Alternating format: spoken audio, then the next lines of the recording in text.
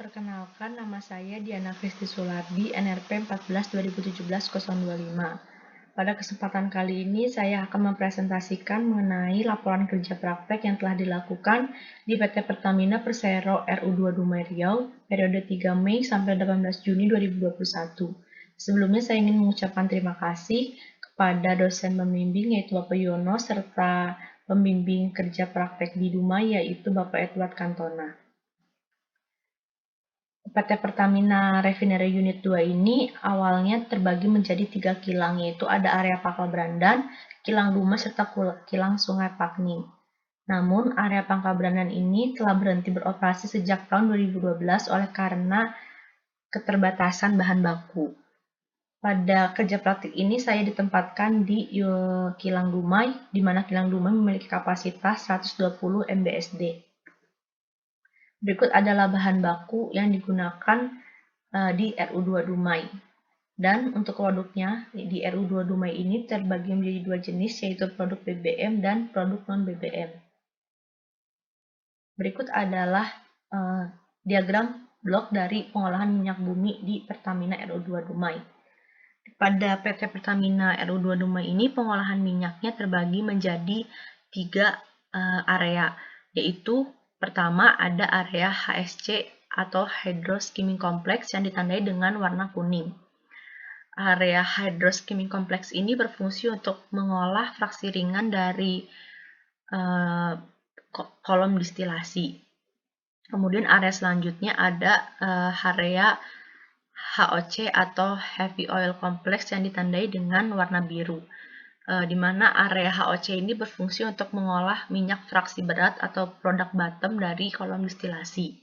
Dan yang terakhir ada area HCC atau Hydrocracking Complex yang berfungsi untuk mengolah produk dari area HOC.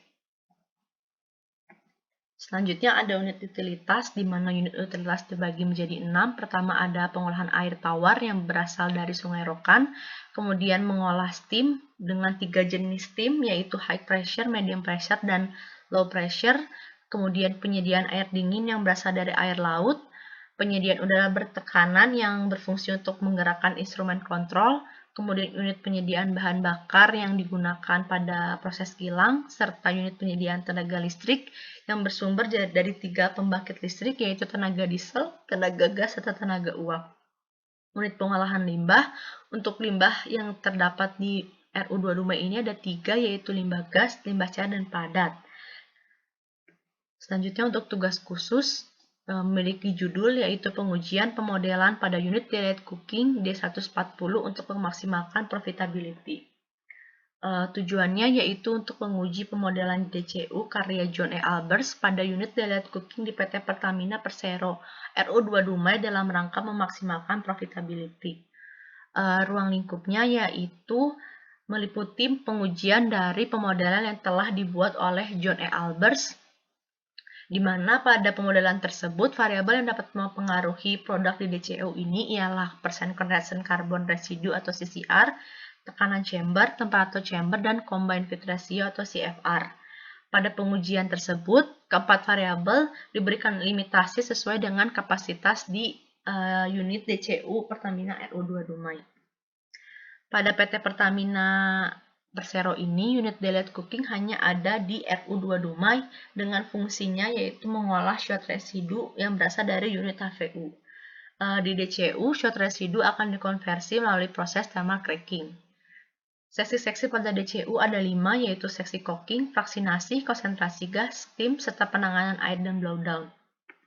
Berikut adalah flow diagram dari unit delayed cooking, di mana saya ditempatkan pada seksi cooking. Pada garis biru inilah di mana proses cracking itu berlangsung. Pada proses cracking ini, pertama-tama umpan yang berasal dari unit HVU akan dimasukkan ke dalam kolom fraksinasi dengan tujuan untuk merecovery produk-produk fraksi ringan seperti gas dan nafta. Kemudian produk bottom atau produk bawah dari kolom fraksinasi inilah yang selanjutnya akan menjadi umpan pada seksi cooking. Untuk seksi cooking ini, kolom umpan yang berasal dari bottom fraksinasi akan dimasukkan ke dalam cooking heater untuk dipanaskan sampai mencapai suhu untuk pemasakan, kemudian akan langsung dipindahkan ke dalam chamber agar proses cooking ini terjadi dalam chamber. Setelah proses cooking berlangsung, maka akan terbentuk kok pada bagian bawah chamber. Kemudian untuk produk-produk yang tidak menjadi kok akan keluar pada bagian top atau bagian atas chamber dan akan dimasukkan ke kolom fraksinasi untuk dipisahkan berdasarkan jenisnya masing-masing. Pada delayed cooking ini, proses yang berlangsung ialah proses thermal cracking, di mana thermal cracking ialah proses pemecahan rantai hidrokarbon dari senyawa rantai panjang menjadi hidrokarbon dengan rantai yang lebih pendek, dengan tujuan untuk mendapatkan fraksi minyak bumi dengan boiling range yang lebih rendah daripada umpannya. Variabel proses yang digunakan ialah pertama condensate carbon residue atau CCR, di mana CCR ini adalah tendensi suatu minyak berat untuk membentuk kok. Kemudian ada temperatur kok chamber serta tekanan kok chamber yang dapat mempengaruhi reaksi thermal cracking dan produk di DCU. Dan yang terakhir adalah combined feed ratio atau CFR yang didefinisikan sebagai perbandingan antara flow pas cooking heater dengan volume fresh feed. Metodologi. Pertama, pengumpulan data. Untuk pengumpulan data ini, data yang diperlukan ialah data harga produk DCU yang berfungsi untuk mengetahui produk mana saja yang memiliki harga jual yang cukup tinggi, di mana dari data tersebut dapat dilihat bahwa produk yang memiliki nilai jual paling tinggi ialah LCGO. Kemudian ada nafta dan yang ketiga TGO. Kemudian dibutuhkan juga data limitasi kondisi operasi berdasarkan desain alat yang ada di DCU Dumai, dan dibutuhkan juga data kondisi operasi aktual yang ada di DCU Dumai. Pengolahan data. Untuk mengolah data ini digunakan persamaan yang berasal dari jurnal John E. Albers dengan tahapan yaitu menghitung yield kok, menghitung yield produk lain saat tekanannya 0 dan CFR-nya 0, menghitung yield koreksi CFR, menghitung gas soil atau GO, serta menghitung kok jika kok tersebut hasilnya lebih dari 25%. Hasil dan pembahasan. Berdasarkan tujuan yang untuk memaksimalkan profitability, maka pemodelan ini akan memfokuskan untuk produk-produk yang memiliki harga jual yang cukup tinggi, yaitu ada nafta, LCGO, serta HCGO. Pada persamaan pemodelan oleh John E. Albers ini, produk LCGO dan HCGO dikategorikan menjadi gas oil. Pengaruh yang pertama ialah pengaruh CCR terhadap yield nafta dan gas oil. Pada kurva sebelah kiri menunjukkan bahwa ketika persen CCR semakin besar, yield nafta yang dihasilkan juga semakin besar. Sedangkan untuk kurva yang sebelah kanan menunjukkan ketika persen CCR besar, yield gas oil justru semakin menurun. Persen CCR ini merupakan nilai tendensi suatu minyak bumi untuk membentuk kok. Oleh sebab itu, ketika semakin banyak nilai persen CCR, maka semakin banyak pula kok yang akan terbentuk. Oleh sebab itu, ketika karena nafta ini lebih volatil dibandingkan gas oil, maka ketika persen CCR semakin besar, produk yang kurang volatil yaitu gas oil akan cenderung untuk bergabung membentuk menjadi kok. Selanjutnya ada pengaruh tekanan chamber terhadap yield nafta dan gas oil. Pada kurva sebelah kiri menunjukkan tekanan chamber semakin besar, yield nafta yang dihasilkan juga semakin besar. Sedangkan untuk kurva yang sebelah kanan menunjukkan ketika tekanan chamber semakin besar, yield gas oil yang diperoleh semakin menurun. Berdasarkan hasil pemodelan John L. Albers ini, dilihat bahwa jenis feed atau umpan pada DCU ini akan lebih cenderung untuk menghasilkan lebih banyak nafta ketika tekanan chamber ditingkatkan atau dibesarkan. Kemudian ada pengaruh temperatur chamber terhadap yield nafta dan gas oil.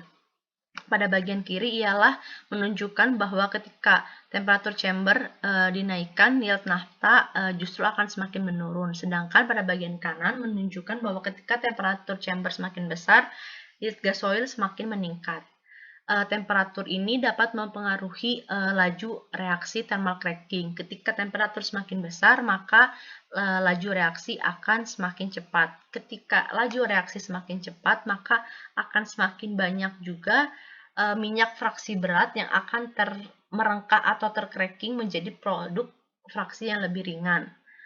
Berdasarkan hasil pemodelan John L. Albers ini menunjukkan bahwa jenis feed atau umpan di DCU Dumai akan lebih cenderung untuk merengkah atau mengcracking menjadi gasoil ketimbang nafta ketika temperaturnya ditingkatkan.